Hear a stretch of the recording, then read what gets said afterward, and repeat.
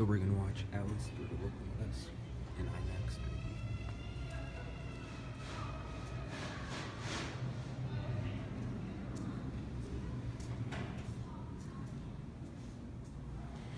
So let's walk into the movie. Alright, so we just opened the door. Just finished watching X-Men.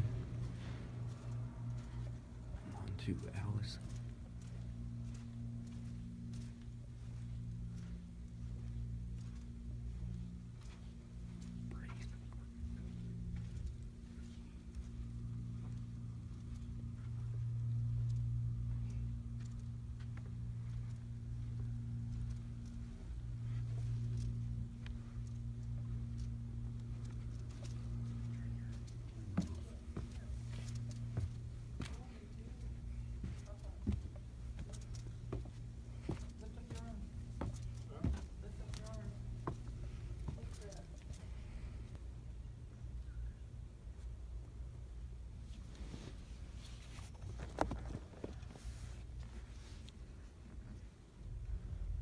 Exactly. If you want, we can check out the car a little more.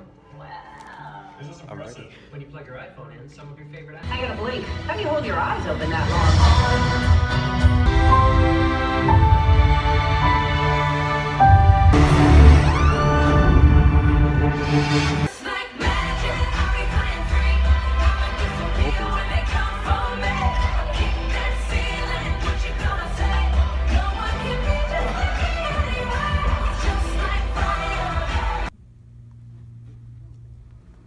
See how big the screen is.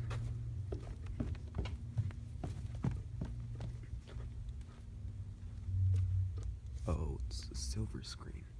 That's pretty cool. Look how wide it is.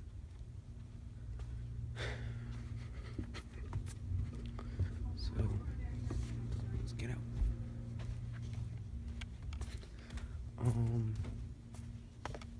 I'll review it at home. I mean, it's worth it.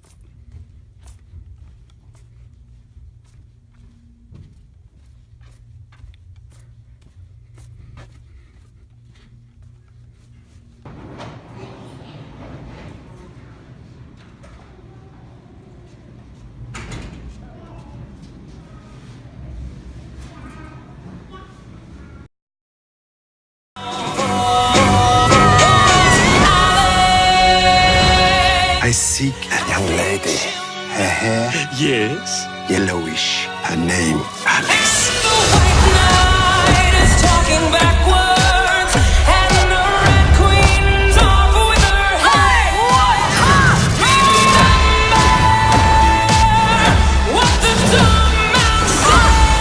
Tick tock. Your time. So, yes, I just finished recording my review for X-Men Apocalypse. I have my pen over here, my Magneto pen, but I'm gonna leave it on because it makes me feel special for some reason, you know. But anyways, I finished watching Alice Through the Looking Glass in IMAX 3D. Doesn't say IMAX 3D here, but Theater 2 is the IMAX 3D in my theater. But anyways, I'll get to my IMAX 3D experience, whether it's worth it or not, after the review. So Alice Through the Looking Glass is the sequel to Alice in Wonderland, which is one of the first movies that made $1 billion, one of the first Disney movies that made $1 billion at the box office, and it came out back in 2010. Anyways, this takes place a few years after the events of the first movie. Alice, she decides to retire from her job, job as a, captain, selling boats and all that, and she decides to retire when she goes through a mirror, or as they like to call it, through the looking glass in the movie title. She basically enters this world that leads her to Wonderland, basically, where she basically gets told that she's late because the Mad Hatter now finds out that his family is basically dead. So what Alice decides to do is to basically go back through time in a time machine to basically stop the Mad Hatter's family from getting killed, and that's what basically Alice Through the Looking Glass is about. Now, yes, I'll get to my IMAX experience a little bit after this review, but as for story-wise for the movie, the story was actually sounded really cool. You know, having Alice go back in time to save the Mad Hatter's family, it just sounds really cool idea, you know, in mind. And the way that they actually played this movie, this story on this movie, was a mess. I'm sorry, but I'm just gonna say it's a mess. The reason why I say it's a mess is because we really want, it's almost like X-Men Apocalypse. We want to focus on the Mad Hatter's family, Alice going back to get the Mad Hatter's family. But this movie really focuses more on the Red Queen and why she has a big head, and it really focuses more on this character that really isn't supposed to be in this movie. Talking about characters, Time, who is played by Sacha Baron Cohen, he does a really good job doing this character, but he doesn't feel like the villain at all in this movie. In fact, back to the Red Queen, she feels like the villain in this movie.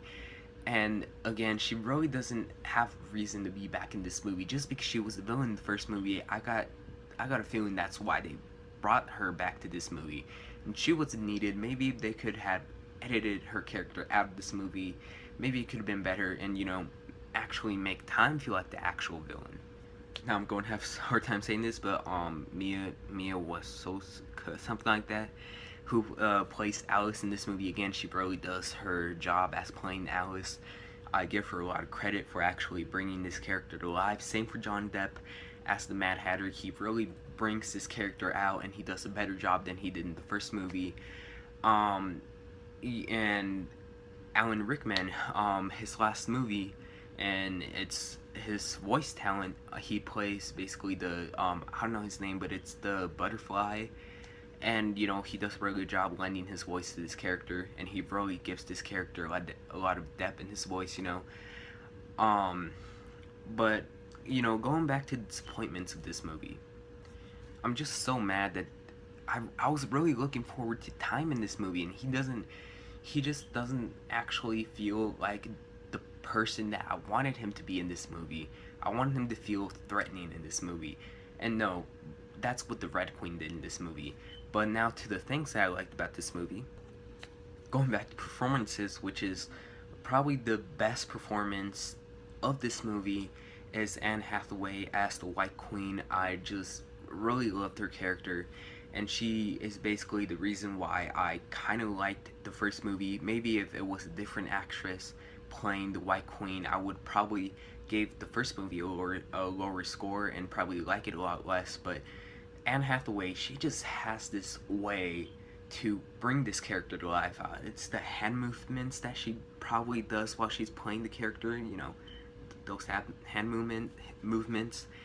And she's basically, I really liked her in this movie. She did a great job as the White Queen, just like she did in the first movie, if not a better job. And the effects in this movie, you know, in the first movie they looked really cheesy, but in this movie, not saying that they look cheesy, but they actually kind of fit with our generation a little bit. They don't look realistic, but they definitely do not look as fake as they looked in the first movie. And you know, maybe the little robot things in the Time's castle, maybe they kind of looked a little bit animated, which they are, but they, you know, they weren't as bad. They're basically the minions of the movie too. What else can I say about this movie? The pacing was really good in this movie. It really felt like a fast-going movie. Now to my IMAX experience. Now the IMAX 3D, the 3D is really well utilized in this movie for a post-converted movie. It's a post-converted 3D movie. It's real good. We do have a lot of characters popping at you. A lot of depth to these characters in 3D. IMAX covers the whole screen. Great sound system. I think I recommend it only if you have the extra money. If you don't have the extra money, then don't stress about it. It's in 2D. But if you have the extra money, it's a fun addition to the IMAX 3D. So Alice surprised me enough to give it an 8 out of 10 or a B+. I give it an extra half point for its improvement from first movie. Anyways, you see this movie, what you think, and I'll see you guys for my next movie day. More brothers who hate bullies and love this city.